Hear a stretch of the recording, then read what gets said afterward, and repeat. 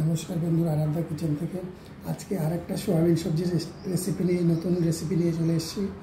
আজকে আরেকটা নতুন রেসিপি সোয়াবিনের, খেতে দুর্দান্ত হয়।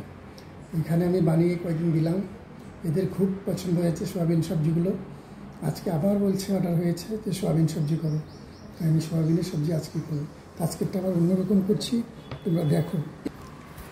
মিক্সিতে নিয়ে নিলাম কাজু, কয়েকটা বাদাম, 4 মগজদানা, একটু দিলাম ভাজা জিরে গুঁড়ো, আর দিলাম সঁফ মানে মৌরি। হ্যাঁ, এবার এটাকে আমি ভালো করে পেস্ট করে নেব। দিয়ে দেবো সাথে নারকেল।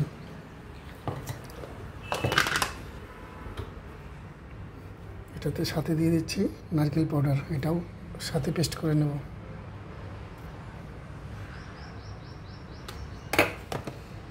সেদিনকার দুধ দিয়ে বানিয়েছিলাম, আজকেরটা দেখো এইভাবে বানিয়ে দেবো। তো দেখো, এবার আমি এটাকে পেস্ট করে নেব। এটা পিসা হলে এটার সাথে টমেটো দিয়ে দেবো, টমেটোটাও ভালো করে পেস্ট করে নেব। দেখো এই যে হলো, এবার টমেটোটা দিয়ে দেবো, একটু জল দিয়ে এটাকে ভালো করে পেস্ট করে নেব। এদিকে ফোড়নের জন্য 3টা এলাচ, শুকনো লঙ্কা, একটা তেজপাতা, এই দেখো দালচিনি, লং, গোলমরিচ, অল্প জিরা। এটা ফোড়নে দেব। তেল গরম হয়ে গেছে, ফোড়নে দিয়ে দিলাম।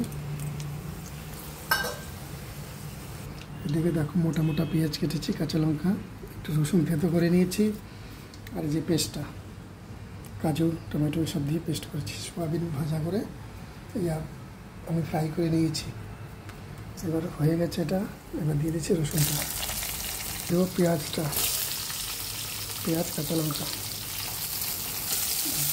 এবার একটু ভালো করে ভেজে দেবো। পরে আদা রসুনের পেস্টটা দেবো, দিয়ে দিলাম আদা রসুনের পেস্ট, সাথে হলদি দিয়ে দিলাম, ধনিয়া পাউডার, এবার দিয়ে দেবো লঙ্কা পাউডার।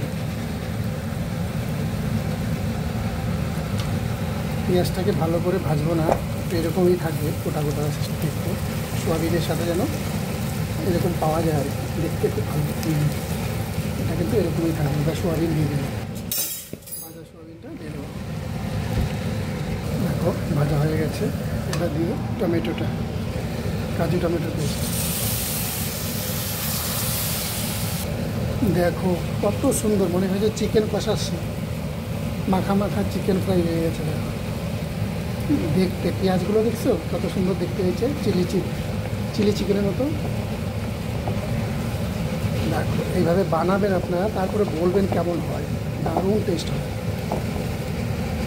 দিয়ে দিলাম জল, এবার দিয়ে দিব একটা আলু ভাজা, সিদ্ধ করে ফ্রাই করে নিয়েছিলাম, ভালো করে বয়েল হোক। দিয়ে দিলাম একটু দুধ, দিয়ে দিলাম বাটার। তো হয়ে গেল আমাদের সোয়াবিনের মালাইকারি। দেখো সোয়াবিনের মালাইকারি দেখতে যা হয়েছে, ওমাই। এবার ধনেপাতা আর গরম মশলা দিয়ে নামিয়ে নেব। গরম মশলা